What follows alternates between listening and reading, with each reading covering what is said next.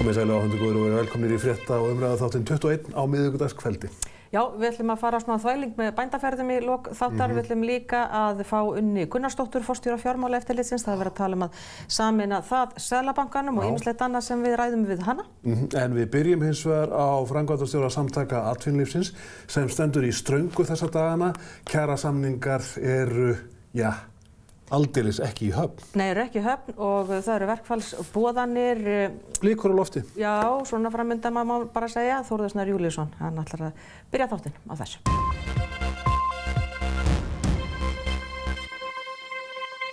Þannig sestur hérna hjá mér Halldór Benjamin Þorbergsson, framkvæmdastjóri Samtaka atvinnulífsins. Sestu velkominn. Takk fyrir. Ísland samkvæmt öllum hagtölum í mjög eftirsóknarverðri stöðu. Við höfum verið með gríðarlegan hagvöxt árum saman, fordæmalausa kaupmáttaraukningu, skuldastaða ríkissjóðs og heimila hefur gjörbreyst, eignastaða gagnvart útlöndum svo besta sem nokkru sinni hefur verið. Það svona lengi áfram. Við erum samt að horfa upp á einhverjar hörðustu vinnudeilur sem allan að ég man eftir á svona mínum fullorðis árum. Það sem stór og skaðleg verkföll blasa við og eru að fara að hrindast í framkvæmd. Hvernig eiginlega komust við hingað? Ég met stöðuna nánast á sama máta og þú lýsir fyrir mér. Það hefur gengið mjög vel á undanförnum árum og ég hef stundum sagt ef einhverju setið í þessum stól hér fyrir 10 árum og sagt hér að þessi aðili sem seti hér myndi trúa því að staðan væri með þeim hætti sem hún í dag og svo þróun sem við höfum séð á undanförnum árum myndi raungerast sem aðili hefur verið hlegin út úr settinu. Það er eins og alveg rétt, staðan er góð en á sama tíma virðist hún vera slæm. Það er að segja, það er mikil róstur framundan á vinnumarkaði sem á sér einhverjar aðrar undirliggjandi forsendur en þar sem þú ert að lýsa. Eignastaða við útlönd er jákvæð í fyrsta skipti í langan tíma. Við eigum meiri eignir í útlöndum en skuldir. En á sama tíma sjáum við þegar við horfum inn í heimili landsins, þá virðist vera að það sé hluti þar sem standi utangarðs og fyrir mér hefur það verið augljóst í mjög langan tíma að þegar við horfum inn í þetta kjarasamningsumhverfi þá sé rótin að þessu, hún liggi fyrst og fremst á fasteignamarkaði. Hún liggi þar að það séu of stórir hópar einstaklinga og fjölskyldna sem hafi lent utangarðs á fasteignamarkaði. Ekki allir, mikill minnihluti vegna þess að þeir sem hafa átt fasteign á þessu tímabili hafa séð alveg gríðarlega aukningu í sinni augnastöðu yfir þetta tímabil. En þeir sem hafa verið á leigumarkaði í ótryggu húsnæði hafa þurft að glíma við erfiðar afleiðingar hækkandi húsnæðisverðs og þar af leiðandi leiguverðs. Og þess vegna sjáðu, hef ég haldið því fram alveg frá því að þessi deila hófst og mörgum mánuðum áður að lausn þessara deilu myndi liggja í gegnum rót vandans sem er fasteignamarkaðurinn. Því við sjáum það í hend okkar. Það sem á sér staðinn í karphúsi og samningafundum Samtaka atvinnulífsins við öll þessi verkalýðsfélög fyrst og fremst karp kaup og kjör. En við leysum ekki framboðskort á fasteignamarkaði sem sannanlega undirliggjandi rót vandans með því að hækka laun. Við leysum þann framboðskort með því að byggja meira, með því að byggja hagkvæmar og auka framboð af húsnæði á viðráðanlegu verði. Allar lausnir sem líta fram hjá þessari staðreynd eru dæmdar til að mistakast vegna þess að það ráðast ekki að rót vandans og höggva ekki á þenn hnút sem mjög margir eru að glíma við á fasteignamarkaði. En viðsemjendur þínir allan að sumir hverjir, þeir kannski stillus upp með þrennum hætti. Það er annars vegar beinar aðgerðir sem ættir að ráðast í húsnæðismarkaði í samtölum sem ég hef átt við þá meðal annars í þessu setti þá hefur komið skýrt fram að það virðist vera nokkuð sátt á milli aðila þær aðgerðir sem hægt er að ráðast í þar sem meðal annars byggja á þeim tillögum sem komu fram hér fyrir á þessu ári varðandi slíkar aðgerðir. En þeir horfa líka á 2 aðra þætti, það er að segja millifærslukerfi og hvernig þau hafa hvernig greiðslur til þessara verst settu hópa í gegnum til að mynda barnabætur og einhvers konar húsnæðisbætur hafa dregist mikið saman á undanförnum árum og svo hins vegar skattkerfisbreytingar. Það virðist vera að það hefur verið væntingar hjá viðsemjendum þínum það að lausnina á þessum deilum að finna í útspili ríkisins í þessum 2 flokkum sem við talaðum um síðan, millifærslukerfunum og skattkerfunum. Með við viðbrögðin við útspilinu hjá ríkinu, þá er það ekki að fara að leysa deiluna. Nei. Þannig að maður spyr eiginlega bara aftur, hvar eru þau þá stödd núna? Ég held við verðum að líta á þetta að lausnin á þessari kjaradeilu, þetta verður einhvers konar samsett lausn. Einn hluti þessara lausnar snýr beint að samtökum atvinnulífsins og varðar beinar launahækkanir í samfélaginu. Annar liðurinn alveg rétt hjá þér, snýr að þessum millifærslukerfum okkar, þessum stóru kerfum og útspil ríkisstjórnarinnar þegar komið fram og ég hef ekki að segja að viðbrögð við því útspili hafi verið blendin. Viðbrögð mín, á þess að ég taki mér stöðu annarkvort með verkalýðshreyfingunni eða stjórnvöldum í því, voru að þetta var efnislega það sem að hægt var að eiga von á út frá fyrri yfirlýsingum. Mér finnst svona samkvæmni í málflutningi skipta býsna miklu máli og ef við förum bara í stjórnarsáttmálann með 15-16 mánaða gamall, þar sjáum við að þar tekið fram að lækka eigi tekjuskatt 1%. Ef við reiknum það, þá sjáum við að það útspil sem komið var með núna efnislega á þeim nótum sem búið var að gefa til kynna og ég hef spurt mig, hvaðan koma þær væntingar að útspilið í tekjuskattskerfinu hefði átt að vera tvisvarsinnum eða þrisvarsinnum meira að umfangi en kynnt Þess að ég hef ekki séð að það yfirlýsingar stjórnarflokkana að það megi lesa það út úr þeim yfirlýsingu sem fram hafa komið. Hvað var að þriðja þáttinn? Þá erum við með önnur kerfi sem þessu tengjast og ég hef verið talsmaður þess að það að styrkja barnabótakerfið sem sannarlega verið að gera á þessu ári samkvæmt ykkur sem ákveðið var í fyrra. Það sem mjög skilvirk leið til þess að koma peningum í gegnum millifærslukerfi á þann stað sem ég trúi að ríki samfélagsleg sáttum til þess að koma peningunum tímabundið til þeirra sem þurfa á því að halda, sem þá ungt fólk sem að koma sér upp fjölskyldu og með ung börn á framfæri og ég held svona ef maður lesa þess í þjóðarsálina þá sé þetta einhver lausn sem mjög margir geta unað við og sé skynsamleg til þess að koma til móts við þá hópa sem höllustum fæti standa. En það breytir því ekki að við komumst ekki hjá þeirri umræðu sem á sér stað við kjarasamningsborðið. Og þar erum við að ræða við nokkra mismunandi hópa í einu. Við getum svona grófflokkað á í 2 hópa. Annars vegar þá sem að vísuðu deilusinni til ríkissáttasemjara fyrir jól og eru núna búin að lýsa yfir árangurslausum viðræðum og hafa allavega hluta til hafið atkvæðagreiðslu boðun verkfalla. Hins vegar erum við með samflot iðnaðarmanna. Við erum með SGS-hópinn sem meira og minna öll landsbyggðin og síðan landssamband verslunamanna og þær viðræður eru í raun að hefjast í karphúsinu núna bara í dag. Þessir hópar eru að líta málin býsna ólíkum augum. Það hefur ekki verið með mismunandi gangur í viðræðum við þessa aðila en eftir stendur að eina viðbragð samtaka atvinnulífsins það að reyna að byggja undir með launahækkunum áframhaldandi lífskjara bata sem þú lýstir svo vel hérna í upphafi þessa viðtals.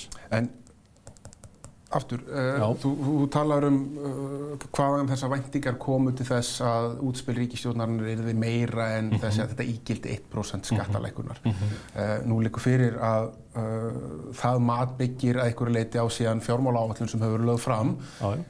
Ég held að með við stöðuna í hagkerfinu sem hún núna, það kólnun í hagkerfinu. Við erum að horfa á samdrátt í ferðaþjónustu, nýjustu fregnirnar af bresti varðandi loðnu, ýmislegt annað sem vigtar þar inn í, sem gerir það verkum að við getum í mestalagi átt von á 1,6–1,7% hagvexti á þessu ári. Það geti meiri segja að fari þannig að þær tölur lækki. Þá ekki alveg augljóst að það sé hægt að gera slíkar væntingar í ljósi þess að það hvað sem að taka upp fjármálaáætlunina, eins og við vorum að tala varðandi skattatillögur. Ég held að svar þitt, eða svarið við spurningunni fólgið í spurningunni sem þú setur fram. Við bekjum það báðir að hagkerfið að fara inn í mjög hraða kólnun. Þú nefnir hvernig hagvöxtur muni þróast á næstu árum. En sjáðu, hagvöxturinn nær ekki einu sinni að halda í við fólksfjölgun til landsins. Þannig að hagvöxtur á hvern mann í samdrætti á árinu 2019. Það óumdeilt að við erum komin inn í kólnandi hagkerfi og kólnandi hagkerfi nær ekki bara til heimilana, það tekur ekki bara til fyrirtækja landsins, það lítur að taka líka til þessara samnefnara sem ríkissjóður okkar allra. Við vitum það að tekjustofnar ríkisins samkvæmt fjármálaáætlun að gefa hraðar eftir en gert var ráð fyrir, sem þýðir á íslensku að forsendur eru við það að bresta eða eru brostnar og það kannski rétt hjá þér að það þurfa að taka þessa áætlunu upp. En það breytir því ekki að það sem til skiptana þegar að tekjuforsendur eru að bresta hlýtur að vera minna en ella og það þessi efnahagslegi raunveruleiki sem við stöndum frammi fyrir og þurfum að takast á við. Sama hvort það eru atvinnurekendur stjórnmálamenn eða launþegahreyfingin. Sáum fréttir í morgun að eitt stærsti verktakinn á Íslandi fann að segja fólki, heyri þetta víðar úr þessum geira, að það sé samdráttur í verkefnastöðu af ýmsum ástæðum, að fresta verkefnum, að bara einfaldlega hætta við verkefni eða bíða og sjá náttúrulega hvernig þetta fer allt saman, þessar deilur sem standa yfir og hvort það sé hægt að sigla þessu með einhverjum hætti í höfn. Er aukið atvinnuleysi sem svona fyrir utan náttúrulega eftir einhverju svona stór sjokk viðburði eins og bankahrunið, eitthvað sem Íslendingar ekki mjög vanir. Er þetta eitthvað sem við getum farið að horfa á að raungerast hérna á Íslandi í nánustu framtíð? Ég hef reynt að temja mér það að vera yfirvegaður í mínum málflutningi og vera ekki að mála upp og dökka mynd. En á sama tíma verðum við að vera raunsæ. Við sjáum að uppsagnir eru að aukast því miður talsvert þessa dagana, vikurnar og misserinn.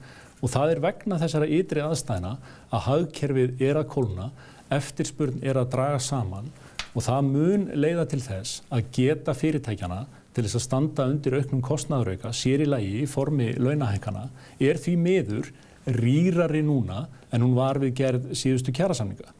Mér finnst við þurfum að horfa á þetta með þessum gleraugum að það að fara í mjög bólgna kjarasamninga í kólnandi hagkerfi mikið hættuspil. Ég til að það sé óráð að gera það, heldur eigi kjarasamningar að vera meira svona hagsveifludrifnir. Það eðlilegt að sækja fram verkalýðshreyfingin að miklum þunga í miklum efnahagsvexti þegar hagkerfið á uppleið. En mér finnst það ekki skynnsöm nálgun og ég á erfitt með að láta hana ganga upp í mínum hagfræði heimi að við göngum mjög hart fram á vinnumarkaði inn í þegar kólnandi hagkerfi. Þannig að þess að hátt atvinnustig eitthvað sem að Íslendingar leggja mjög mikið vægi á og við getum sagt að atvinnuleysi sé eitur í beinum þjóðarinnar, ekki bara núna eða undanfarin ár, heldur undanfarna áratugi. Við höfum alltaf lagt mesta eða ríkustu áherslan á það að halda hér upp atvinnustigi á undanfarnum áratugum og við verum að passa að missa ekki stjórn á því.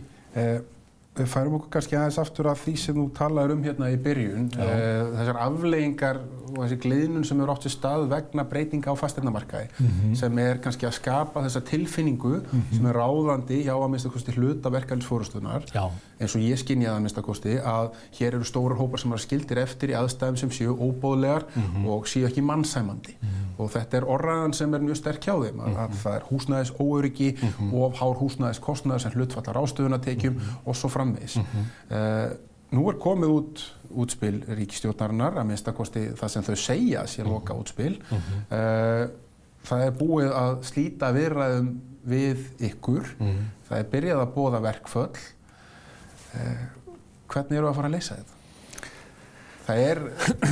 Ég held að það liggi alveg fyrir að það verður annarkvor aðilina hinum megin að breyta einhvern veginn sínu viðmóti gagnvart verkalýðsforystunni ef að hún á að koma að landi með ykkur vegna þess að mann sýnist hún ekki vera að fara að gera í þeim gír sem hún komin. Ég held að þessar deilur eins og allar aðrar munu leysast með þeim hætti að báðir aðilar gefa eftir og við reynum að finna einhverja skynsamlega málamiðlun. Ef að þetta verður sett í hendur mínar að koma með drög að málamiðlun, þá ég þeirra skoðunar, þess að ég sammála þér að það þessu samfélagi óbjóðandi að það séu fjölskyldur sem standi utan garðs á fasteignamarkaði og við erum betra samfélagi en svo að leyfa þeirri þróun að halda áfram. Ef okkur auðnast að byggja meira, byggja ódýrar, þá vitum við báðir að það mun ekki takast á 6 mánuðum, það mun ekki takast á 12 mánuðum. En hluti af því sem við þurfum að gera í þessum kjarasamningum að lyfta eða eyða þeirri óvissu sem að fólk hefur eigin framtíð, framtíð sinnar fjölskyldu, að þau eigi fast heimili til langs tíma og með því að teikna upp áætlun með hvaða hætti við getum byggt nægt húsnæði þannig að framboðið verði nægt á réttu verði til þess að mæta þörfum fjölskyldna sem standa utan garðs. Þá held ég að það verði mjög stórt skref í átt að lausn þessara kjaradeilu. Ekki það eina, en þess að lausn kjaradeilunar mun vera samsett úr mörgum þáttum, launahækkun frá samtökum atvinnulífsins, sem samtök atvinnulífsins semja aðkomu stjórnvalda í gegnum millifærslukerfin sem búið að kynna núna eins og þú nefndir og hins vegar fasteignamarkaðurinn og aðrar ráðstafanir ríkisvaldsins tengdar kjarasamningum. Ég til dæmis ekki búinn að bíta úr nálinni með það að við getum náð saman það að styrking barnabótakerfisins sé eitthvað sem getur skipt verulegu máli. Ég hef lengi verið talsmaður þess að barnabótakerfið sé eitt skilvirkasta millifærslukerfi sem við eigum og ég vil halda áfram að efla það og vona að við fáum hljómgrunn það meðal ríkisstjórnarinnar. Eins og þú ert að tala núna, þá vegna þess að það virðist vera lausnin af því að samþykkja hóflegar launahækkanir í kólnandi hagkerfi sem ykkar málflutningur og kannski hljómar mjög skynsamlega í eyrum flestra, að lausnin af slíkri niðurstöðu sé einmitt aukið útspil varðandi þessi millifærslukerfi og kannski breyttar áherslur það varðandi hvernig þessar skattalækkanir að spila. Mér finnst það að vera oftúlkun á mínum orðum, sko. Mitt mat þetta að við að fara í nákvæmlega þær launahækkanir sem að hagkerfið og atvinnulífið getur staðið undir. Það engin listið að geta fólkinni því að fara í allt of miklar launahækkanir. Vandinn að þær skila ekki bættum lífskjörum. Svo lengi sem það ekki til innstæða eða verðmætasköpun í atvinnulífinu á bakvið þær launahækkanir sem við semjum þá verður niðurstaðan bara svo sama hún hefur alltaf verið undanfarin ár og áratugi. Það myndast loft sem við köllum verðbólgu sem hleypir hér, gengi krónunnar mun gefa eftir og kaupmáttur sem við höfum lagt svo hart að okkur undanförnum árum að byggja undir mun fara hratt þverrandi.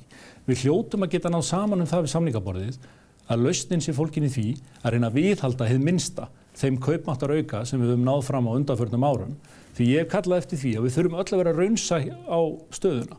Við höfum séð kaupmátt þróast, hann aukist kannski 30-25% á undanförnum 3 árum. Og við þurfum bara að horfa í spegil og spyrja okkur, það raunhæft að við náum fram jafnmikilli eða helming þeirrar kaupmáttaraukningar á næstu 3 árum?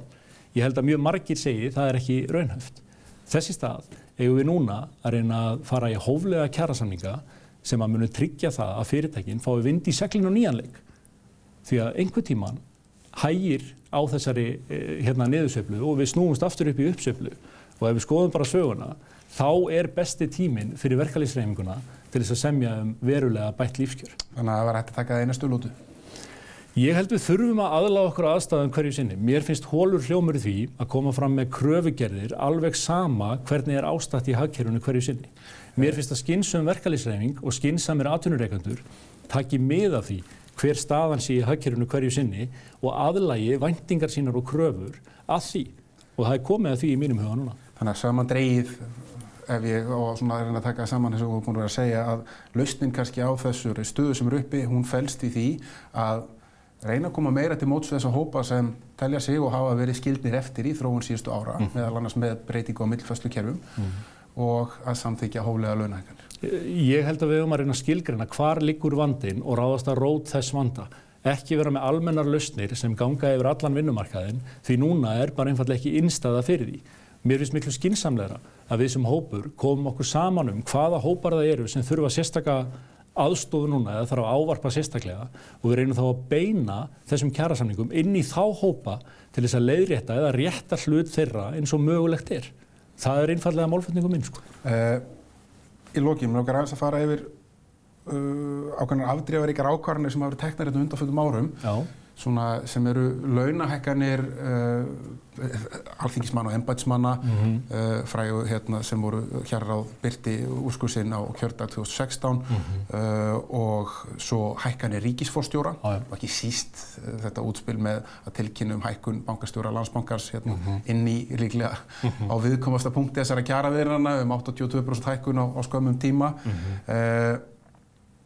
Þetta eru náttúrulega, ef við tekur tölurnar saman og setjum þær í þjóðhagslegt samhengi, þetta náttúrulega ekki stóra breytur. En þetta eru rosalega tákgrænar aðgerðir. Þarna að vera að hækka fólk sem mjög há laun í öllum íslensku samhengi ofsalega háar prósentölur og eðlilega spilar þetta mjög inn í verkefnisbaráttunum sem þessi stað. Hvað finnst þér þetta? Ég tek að mörguleyti bara undir þína súmmeringu, þannig að við förum í þetta okkur nafnabasa, þá sendir þetta röng skilaboð inn í þær viðræður sem að Samtök atvinnulífsins eiga við verkalýðsforystuna núna og þetta hefur valdið mjög miklum skaða. Það mjög erfitt fyrir okkur að kljást við þetta en það eins og þú segir, þetta eru siðferðisleg álitaefni, þetta eru svona hlutir sem að skipta kannski ekki öllu máli í þessu þjóðhagslega samhengi sem við svona ágætt að halda til haga en hafa ofboðslega slæm áhrif í svona móralinn í þessum viðræðum og þar að leiðandi eitthvað sem ég hef bara talað mjög hart gegn. Manni finnst svona dálítið eins og að þessi barátta núna sé að eiga sér stað svona á rosalega miklu PR-leveli. Það hefur verið að leka upplýsingum hér og þar, það eru hönnuð skilaboð, það er verið að nýta samfélagsmiðla rosalega mikið, það tekist hart á við hvorn annan, ekki kannski bara í samtali við hvorn annan heldur líka svona öðru. Þetta er eitthvað svona þróun sem eru séð alveg frá læknaverkfallinu. Ég held að mín mesta gæfa í lífinu sé svo að hafa aldrei verið á Facebook. Ég sé ekki eftir þeirri ákvörðun. Nei, þú kannski ekki að sjá þann veruleika sem til dæmis birtist okkur sem erum á Facebook. Það sem er verið að takast á með rosalega svona hörðum hætti með því að reyna að vinna svona hilli líðsins með alls konar skilaboðum.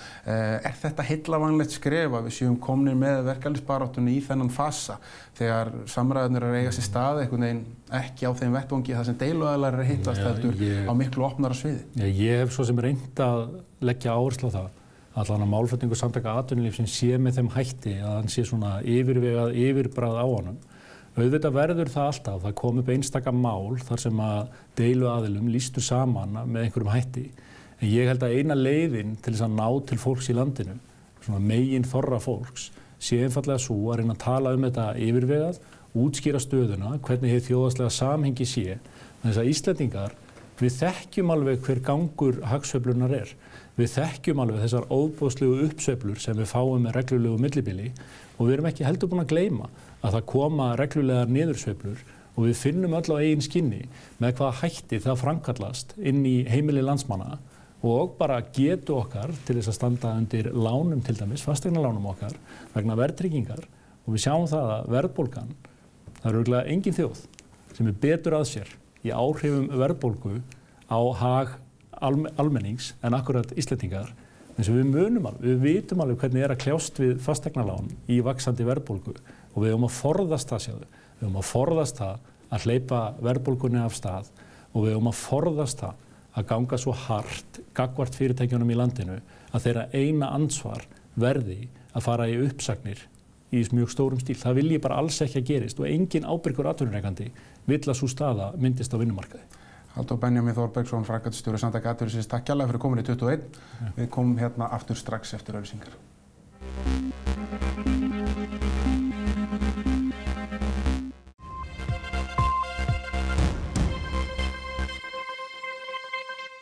Já, komið í sæl aftur 21 heldur áfram. Við ætlum að skoða svolítið sem að snýr að fjármálalífinu hér. Unnur Gunnarsdóttir, forstjóri Fjármálaeftirlitsins sest hérna hjá mér. Við ætlum að ræða þessi áform að sameina Fjármálaeftirlitið og Seðlabankann. Við ætlum líka að fara stuttlega inn á ný heildarlög aðgerðir gegn peningaþvætti og fjármögnun hryðjuverka. Og við ætlum líka að fara svolítið inn á tillögurnar í hvítbókinni svokölluðu. En velkomin Unnur. Takk að þið fyrir. Já, það sem er helst núna náttúrulega í umræðinu er sameiningin. Já. Og sjáum að þarna á að fjölga bankastjórum þar að segja verða varabankastjórar, 3 og svo 1 bankastjóri. Hvað mælir með þessari sameiningu? Núna hefur FME verið sjálfstætt síðan 1999, 20 ár. Hvað mælir með þessari sameiningu? Og ert þú hlynnt henni? Sko, megin hugmyndafræðin á baki sameiningunni er að styrkja starfið sem að snýra fjármála stöðugleika málum. Það hefur verið mjög mikið unnið á seinni árum í því það samkvæmt sérstökum lögum fjármála stöðugleika ráð og kerfisáhættu nefnd og stofnum með lögum og það hefur verið svona formlegt og mikið samstarf. Þarna verið að stíga ennþá sterkara skref inn í samstarfið á milli þar sem við köllum eindareftirlit sem við fjármálaeftirlitið hefur hlutverk með og síðan þjóðhagsvarúðar hlutverki. Sem er Seðlabankans. Þannig að í hugmyndunum að þessari breytingu þar verða með skýrum hætti 3 meginstoðir. Peningastefnusstoðin, fjármálastöðugleikasstoðin og fjármálaeftirlits. Og þetta fer þá allt saman inn í sama húsið. Já, svo það er kannski ekki pláss fyrir okkur alveg. Nei, maður svona sá það fyrir sér. En þið náttúrulega hafið þetta hlutverk að vera eftirlitsaðilinn með þá bönkum, vátryggingafélögum og fleirum og þeir sem taka inn lán. Og svo Seðlabankinn meira með kannski svona með þessa heildarsýn, sko. Þið eru kannski svona fylgjast með trjánum. En Seðlabankinn er svona skógaverður. Já, og svo gerum við það saman af því þetta þarf að vinna saman og þarf að vera svona skilningur á áhrifum áhrifum fyrirtækjana inn í, og þetta líka verðbréfamarkaðurinn og lífeyrismarkaðurinn, þetta allir markaður og hvernig fjármálamarkaðurinn hreyfist. Já, að því ég að vitni Tryggva Þór Herbertsson sem sagði eftir hrunið að það sem hefði gerst var að það hefði fallið á milli skips og bryggju fyrir hrunið upplýsingar samanlagða áhættu bankakerfisins. Og hann með þessa líkingu með trén, að fjármálaeftirlitið hafði eftirlit með trjánum, en Seðlabankinn var skógarvörðurinn. Þannig að fjármálaeftirlitið vissi að voru nokkuð tré að veikjast, en það leit allt vel út hjá skógarvörðinum. Er þetta kannski það sem kallar á þessar breytingar og sameiningu? Já, þetta allavega, eins og ég var að segja það, þetta það sem svona megin hvatinn að því að stíga þetta skref. En þetta skref í þá, enn stærra skref í þá átt sem að búið að vera að vinna seinni árin. Já. Með því að fjármálastöðugleikaráð og kerfisáhættunefnd hafa verið starfandi síðan 2014, samkvæmt sérstökum lögum þar og þannig að það hefur verið mjög ítarlegt og mikið samstarf að því leyti, en auðvitað eru væntingar til þess að með því að við tilheyrum öll sömu stofnuninni og vinnum þannig nánar saman að það styrki þetta einmitt enn frekar. Já, þannig að þú ert með þessari sameiningu? Já, við tökum alveg heilendum þátt í öllum undirbúningi að henni. Já. Þannig að það spurning, munum þá verða til þess að bara þessi svokallega kerfis áhætta að hún verði minni? Það minni líkur... ég hef nú sjálfur sér góða trú á því sem búið að vera að gera. Og þannig ég veit ekki alveg hvort að við getum alveg sagt að þetta skiptir sköpum hvað það var þar, en þetta allavega til þess fallið að styrkja það ennþá frekar. Já, það trend, það ekki í álfunni og víðar að sameina þetta, ekki satt? Jú, það hefur verið aldrei víða gert núna seinni árin. Það var þetta leyti fyrir aldamót, þá var algengt að það bankaeftirlit var inn í Seðlabankanum og þar var með lífeyrissjóðir og verðbréfamarkaðurinn og nema vátryggingaeftirlitið var sér. Þannig að þetta var svolítið svona það sem þótti heppilegt á þeim tíma, og ég held nú að hafi það að vera sjálfstæð stofnun sem var að byggja sig upp með aðferðafræði og ferla og kerfi og allt það sem til þurfti.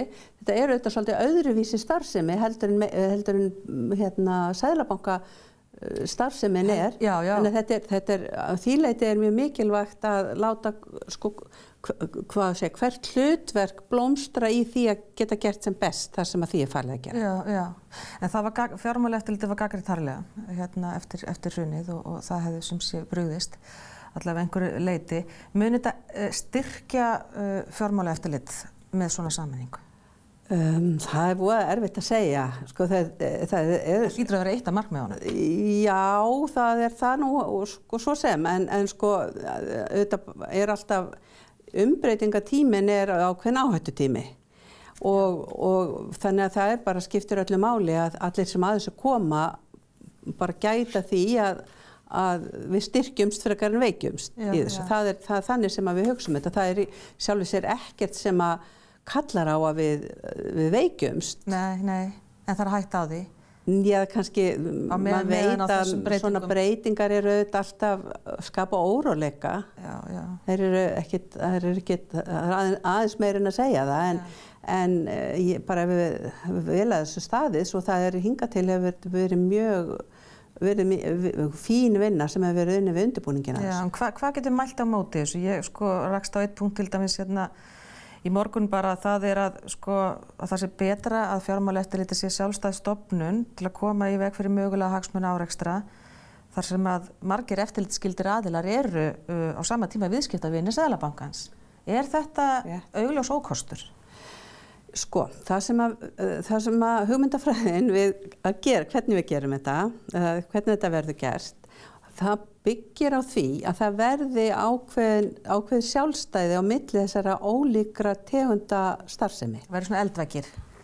Já, neða kannski ekki beint hugsa þannig, heldur meira að að það sé skýrt hvert hlutverkið er. Þannig sem ég sagði áðan, það verður sérstök fjármálastöðugleika eining.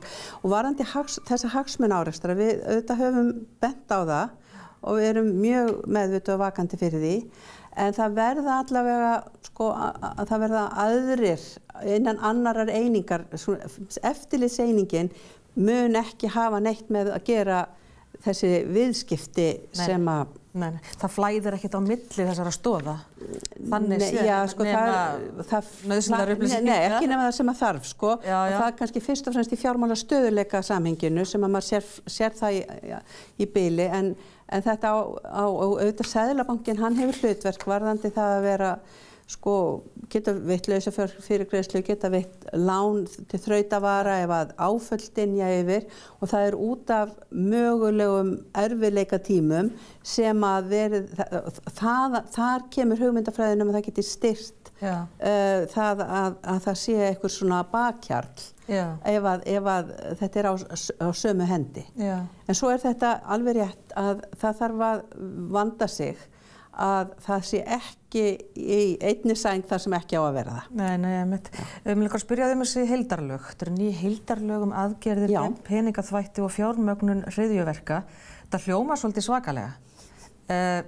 Hvað er þarna á ferðinni? Það hefur verið löggjöf þetta síðan 90 eitthvað. 94 minnir mig kannski, eitthvað 3-4. Þannig að það sem er í þessum nýju lögum er uppfærsla til þess að við séum í takt við nýjustu kröfur. Alþjóðlegar skuldbindingar og kröfur það hvernig eigi að standa þessum málum.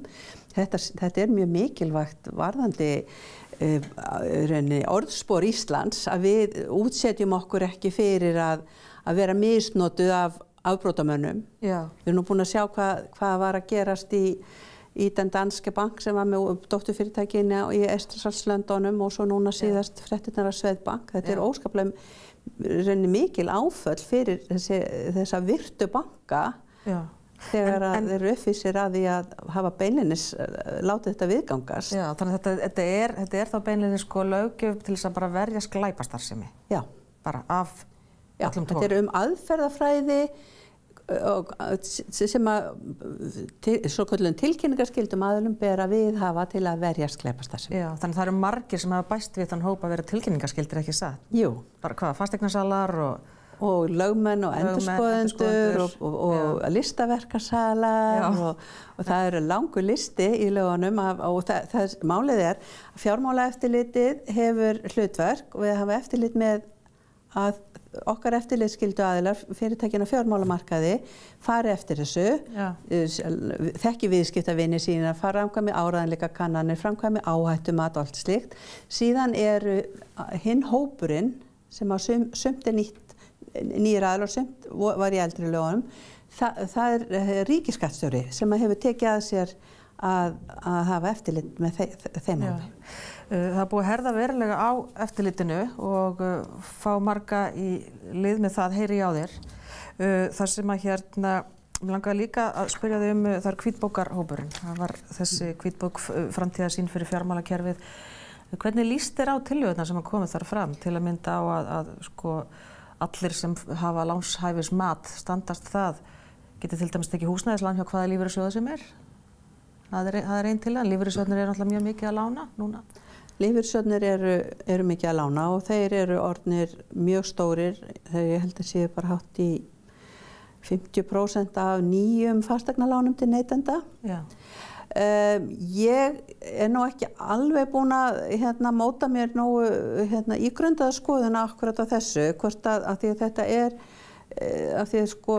það að lána til sjóðfélaga sem eru langtíma viðskiptavinir þínar og það er svolítið annað varðandi áhættu töku lífeyrissjóðana. En kannski útgangspunkturinn inn í hvítbókina var svona meira út frá dýnamikinn í kerfinu og hvernig þetta spila saman. Ég er ekki alveg tilbúin að segja alveg af með það. Nei, þú ert ekki alveg sannfærð það. En það var verið að tala líka í hvítbókinni að að virk samkeppni og öflugt aðhald viðskiptavina sé lykilforsenda þess að hagræðing skili sér til neytenda og svoleiðis. Og mig langar að spyrja þá út í samkeppni á bankamarkaði. Núna var Gylfi Zoëga hagfræðiprófessor hjá mér daginn og hann kom hérna með verðskrá eins bankans og hann sagði ég skil hann ekki. Hvað það þá einhver venjulegur leikmaður og geta borið þær saman. Er nægileg samkeppni á bankamarkaði? Það nú örugglega sitt sýnist hverjum það. Samkeppnin hún kannski sýnilegust innbyrðis á milli þessar 3 stóru banka íslensku. Þeir keppa við þetta sem vorum rétt að tala varðandi húsnæðislán eða lán til einstaklinga með veð í fasteignum sem lífeyrissjóðir að veita. Það er mikil samkeppni við bankana. Síðan mikil samkeppni við bankana sem kannski ekki jafn sýnilegt og erlendis frá. Þó að það sé engir erlendi bankar hér með starfsstöð að þá eru sérstaklega lán til stóra fyrirtækja og slíkt. Það alveg opið þess vegna það bein samkeppni við erlenda banka. Og þarna erum við að tala kannski útlánahliðina, svo náttúrulega innlánahliðin. Hún það kannski verið minna sýnileg samkeppni þar.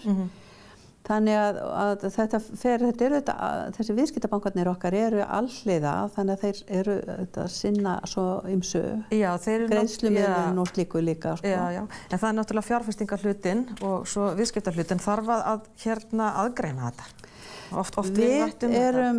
Við höfum náttúrulega verið að skoða þetta mikið og okkar fulltrúar hafa verið í tveimur vinnunefndum sem hafa verið virkilega kafa ofan í þessi mál og gefa frá sér skýrslur. Og tillagan sem kemur fram í hvítbókinni, hún í mjög góðu samræmi við það sem hefur verið niðurstaðan hjá okkur og okkar fólki og í rauninni þessu samstarfshópum sem við höfum verið að taka þátt í. Það fyrst og fremst að vakta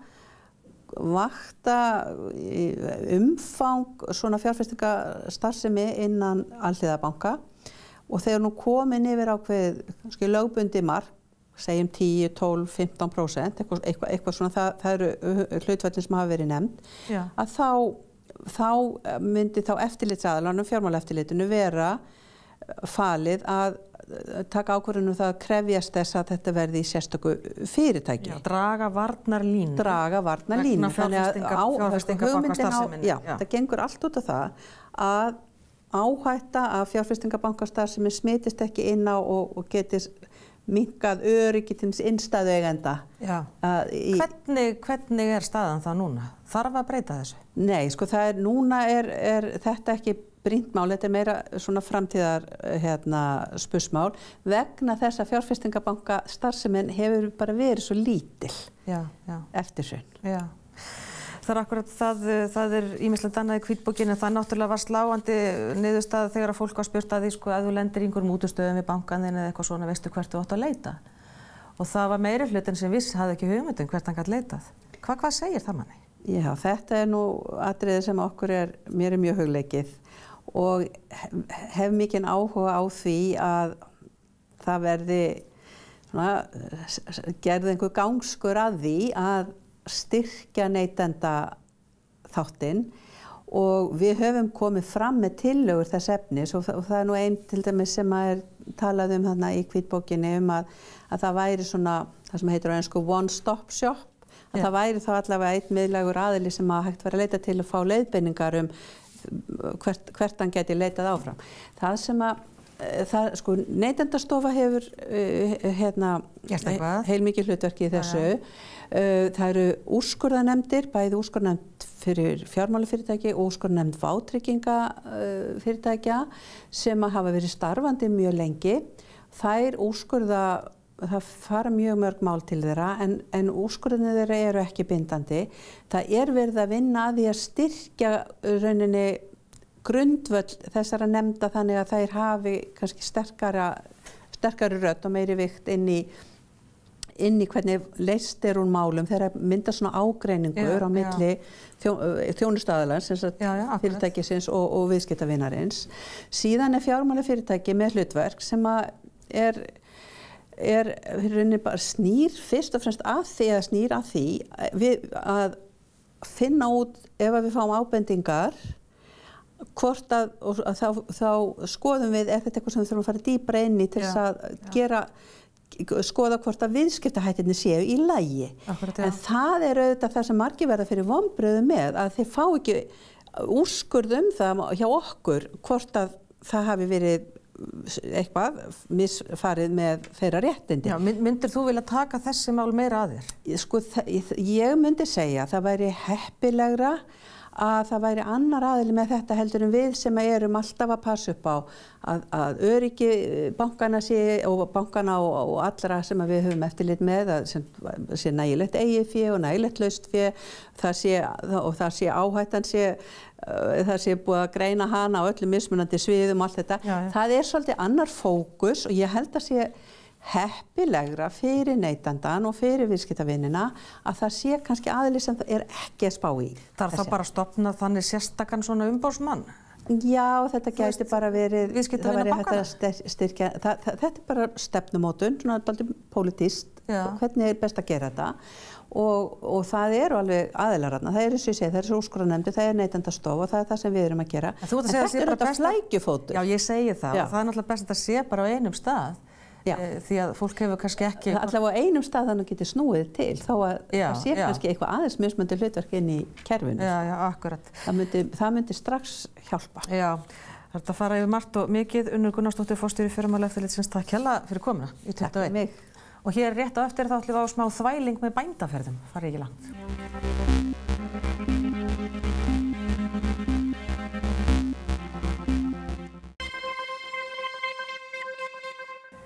Og næsta þessu, fólk farið að finna sér sumarfríin, farið að bóka ferðirnar, hugsa til útlanda og Íslendingar hafa aldrei ferðast til jafn margra landa og undanfarin ár, mikil ævintýra þrá. Við ætlum að skoða hér á næstu dögum og vikum hvað í boði, hvert við getum farið og Sigmundur Ernir, hann ætlar að skoða þetta með bændaferðum í þetta sinn.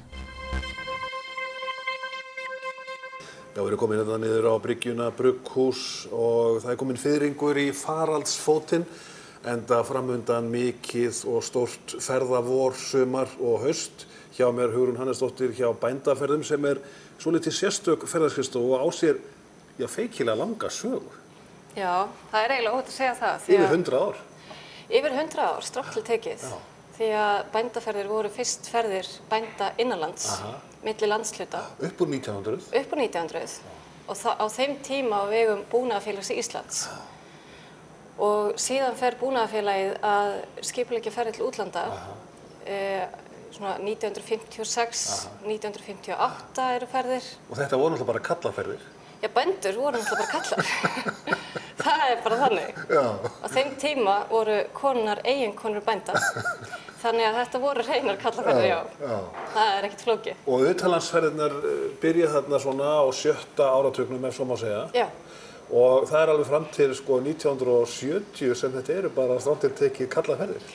Já, þetta þróast þannig að starfsmaður hjá Búnaðarfélagi Íslands fer í rauninni að skipuleggja þessar ferðir sem hlutavinninni og fer síðan að skipuleggja þær sjálfur. Já. Og hann heitir Agnar Guðnason, sá sem að stofnaði í rauninni bændaferðir eins og flestir þekkja þær. Og fljótlega eftir að hann fer að skipuleggja ferðirnar, fer hann að leyfa eiginkonu bænda að fara með í ferðirnar. Loksins. Og það til myndir, ég meina fyrstu ferðirnar til dæmis, það tóku konurnar til dæmis allar með íslenska búninginn. Og það til myndir þar sem við fóru til Bretlands á tónleika með Tom Jones. Og það var marserað frá hótelinu, þar sem að allar konur í íslensku búning og marserað á tónleikana í einni röð. Og það auðvitað tekið með sér niður svona íslenska mat. Það gæti alveg verið. Turtböt og alles. Og mér skilst að hópur hafi vakið mikla athygli þegar þau mættu á tónleikana. Ég hugsa að Tom Jones gleymi þessum hópi aldrei. Þannig að það var á þeim tíma. Síðan þróast þetta þannig að vinir bænda fara að koma með í ferðirnar. Og sá hópur verður alltaf stærri og stærri. Þannig að þegar ég kynnist bændaferðum þá náttúrulega eru orðið bændur í miklu minnihluta hjá bændaferðum og margt hefur breyst en nafnið eiginlega Nafnið hefur ekki breyst og það hefur ekki breyst að ferðirnar séu hópferðir með íslensku mælandi fararstjóra. Og það svolítið sem einkennir ykkar faramáta, það að fara saman í hóp, dreifjast saman í grúpu með staðkunnugum fararstjóra. Já, það eiginlega númer 1, 2 og 3 af því að fólk náttúrulega ferðast á eigin vegum og þá eru kannski Jón og Gunna sem eru jafnvel uppkomin börn og eru 2 ein heima að ferða saman. Það bara öðruvísi að fara með hópi og gleðjast með hópi. Og hvað þá að fá allar upplýsingarnar sem þú færð aukalega með íslensku mælandi fararstjóra sem sérfróður. Einmitt, og hefur kannski búið á staðnum í áratugi. Já. Nefndu mér ferðir, þið eru að fara á framandi slóðir. Eþíópía til dæmis inn í myndinni. Já, Eþíópía. Það alveg magnað að fara þangað. Þetta ekki alveg næsta land? Nei, ég var svo heppin að komast til ferðþangað fyrir nokkrum árum síðan með þessum fararstjóra sem hefur búið yfir 15 ári í landinu við hjálparstarf. Og það bara öðruvísi að kynnast því að vera með fararstjóra, sérð mann út á götu sem tilheyrir einhverjum ættbálki. Fyrir okkur þá sjáum við ekkert muninn. En hann getur bara sagt svona þessum ættbálki og komið með sögurnar viðkomandi ættbálk. Það mjög merkilegt. Og Íslendingar hafa gert mjög mikið í Eþíópíu og rétt mikla hjálparhönd. En þarna getur maður ekið með lítilli rútu aftur til steinaldar. Já, það bara þannig. Og að saman með eins og ferðina sem verður núna með til Jórdaníu. Þar erum við með konu sem fór sér skiptinemi fyrir tvítugt til Sýrlands og síðan áfram til Jórdaníu. Við búið hérna í mörg ár, talar tungumál heimanna og segir á allt annan hátt frá. Það svo magnað. Og Jórdaníu ekki bara eyðimörk? Nei, það ekki þannig. Nei.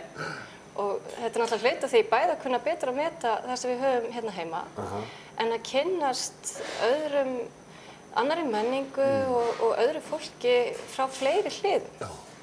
Svo það að sigla niður árnar.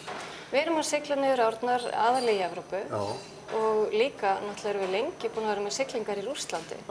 Þær eru gríðarlega vinsælar. Og það gleymir stundum í huga Íslendingsins að svona ferðamáti hefur þekkst öldum saman. Öldum saman? Þetta náttúrulega eitthvað sem við þekkjum ekki. Og þetta líka mjög þægilegu ferðamáti af því yfirleitt ertu með sama gististað allan tíman og svo velur bara hvaða skoðunarferð sem þú ferð með í en skoðunarferðin alltaf innifaldar. Þannig að það mjög þægilegt. Og getur labbað, hjólað og farið með hvernig... Í sumum ferðunum, já. Í sumum ferðunum. Síðan, eru þið í rauninni með, allan heiminn að ykkar leikvelli. Þið eru óhrættið að fara út allar koppagrundir, ef svo má segja. Já, við byrjuðum í rauninni, upprunalega voru bændaferðir til Evrópu og Kanada. Já. Síðan 2004 þá vorum við með fyrstu ferðina til Kína og síðan þá erum við búin að fara mjög víða. Við höfum meira að fara á Suðurpólinn ef það farið með hóp. Það var mjög skemmtilegt. Þannig að þar var til dæmis Ari Trausti, fararstjóri, þannig að við erum alltaf að reyna að finna fararstjóra sem að passa við viðkomandi áfangastað og erum búin að fara til gríðarlega margra landa og við höfum líka verið með ferðir eins og maraþona á Kínamúrnum eða Tíbet-maraþoni og við höfum verið með tindferðir á Mont Blanc og erum með hjólaferðir og gönguskíðaferðir og þannig að úrvalið í rauninni mjög breytt. Og niðurstaðan svo, Hugrún, að það Íslendinga að finna allstaðar? Íslendinga sem hafa búið langdvölum á þessum framandi slóðum? Það löngu liðin tíð að Íslendingar geta bara frjálslega að tala svona saman á íslensku og gert ráð fyrir að enginn skilji. Af því maður veit aldrei hvað Íslendingar eru í dag. Þú ert búin að vera í ferðageiranum alla þína fullorðinstíð, þekkir þetta eins og lóan á þér. Heimurinn áþekkur frá einni álfu til annarar eða menningarsjokkið sterkt á sumum stöðum? Menningarsjokkið náttúrulega sterkt eða mikið, getur verið mikið á sumum stöðum. Og það getur, mér finnst í rauninni eftir því sem lengur í þessu, þá virkar sjóndeildarhringurinn og maður sýnir kannski mismunandi menningu meiri virðingu. Af því að þegar maður kynnist fólki af mismunandi menningu í dýptina og lærir að aðlaga sig að því að tala ekki eins við viðskiptafélaga frá Asíu eins og Evrópu til dæmis.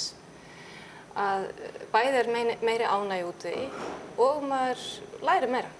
Þannig að klárlega verður heimurinn svona minni en virðingin eykst fyrst mér. Allan hjá mér sjálfri. Já, og þú ert að segja mér að lykillinn að því að njóta hvers staðar að laga sig að menningu þessara slóða. Laga sig að menningu þess land sem maður fer til, bera virðingu fyrir því landi sem maður ferðast og taka með sér heim það sem maður lærir og sérstaklega það jákvæða og oft kann maður líka betur að meta það sem maður hefur hérna heima. Fær maður aldrei leið á að ferðast? Jú. Kemur það við? Jú, auðvitað. Sérstaklega maður vinnur við það. En sumir virðast aldrei fá leið á því, þannig að það fer örugglega eftir hvernig maður að upplægi. Já. Hvað hefur komið þér sjálfri mest á óvart á öllum þessum ferðum heimsins höf og álfur? Það eitthvað eitt land sem hefur staðið upp? Þetta erfið spurning og ósanngjarn. Þetta mjög erfið spurning. Sko, auðvitað eru þessi svona frægustu staðir standa náttúrulega alltaf upp úr. En á móti kemur að oft veit maður meira og búin að sjá meira myndum fyrirfram. Þannig að það kemur manni kannski ekki eins mikið óvart. Mér finnst Machu Picchu í Perú alveg magnaður staður sem áfangastaður. En auðvitað píramídarnir í Egyptalandi eða Kínamúrinn, þetta eru stóri staðir. En svona þetta menningarlega og kynnast hvað fólk sumstaðar getur verið ánægt þó það hafi lítið. Það kannski kennir manni mest. Já, það kannski kennir manni mest. Kynnast að fólk að berjast í sjúkdóma sem sem algjörlega búið að útrýma hjá okkur. Þar sem að bólusetningar standa ekki til boða. Og ef þú spyrð svona eitthvað sérstakt atvik, þá mjög minnisstætt að vera staddur til dæmis í Suður-Afríku byrjun október 2008 og kveikja á kvöldfréttunum og fyrsta frétt var mynd af Geir H. Haarde í sjónvarpinu og svo daginn eftir að sjá forsíðu myndirnar af blöðunum og líka myndir af honum. Þannig að fréttir af Íslandi geta verið víða. Já, og þú hefur kannski haldið að þú kemist aldrei aftur heim. Jú, ég bjóst nú svo við því, hvort maður hefði efni á að kaupa sér í matinn eða hvort að kortið myndi virka eða annað, það annar mál. Já, það gerist óskaplega margt í útlöndum. Já. Meðal annars hrun. Meðal annars hrun og svo náttúrulega bara ýmislegt annað. Já, getur verið náttúrulega óhöpp og annað slíkt og svo oft gaman að fylgjast með hvernig fólk upplifir staðina mismunandi. Svo við lokum þessari sögu, Hugrún. Eru bændur ennþá jafn duglegir að ferðast og áður? Ég myndi að segja að bændur séu jafn duglegir að ferðast og áður og það merkilega við þetta það að bændur, hugtaki bóndi orðið allt öðruvísi í dag. Já. Þú getur þess vegna verið reiðhjólabóndi. Akkurat. Og reiðhjólabændur eru til dæmis mjög duglegir að ferðast. Það bara nánast uppselt í allar hjólaferðir hjá okkur. Já. Þannig að það skilgreiningaratriði, en landin mjög duglegur að ferðast. Þetta voru nokkur orð ferðalög í þessu tilviki frá bændaferðum. En við segjum þetta gott hérna á bryggjunni Brugghúsi þar sem við erum að tala komandi ferðalög landans á sumri komanda. Einmitt það og við ætlum svona næstu vikurnar að skoða hvað í boði fyrir okkur ferðalangana því að við viljum ævintýralegri ferðir. Já, ég held að engin þjóð ferði sér mikið á Íslendingar. Sannlega ekki bara, hlutfallslega séð. En Linda, samhengi á milli fyrirsagnarblaðanna í dag. 56 missa vinnunni hjá Ístæki, hugsanlega, vonandi ekki. En bankastjórum Seðlabanks verður fjölgað 4. Eitthvað samhengi þetta milli? Það verður undir einn Seðlabankastjóri en 3 vara. Þannig að þetta nú kannski ekki alveg strandtiltekið nákvæmt.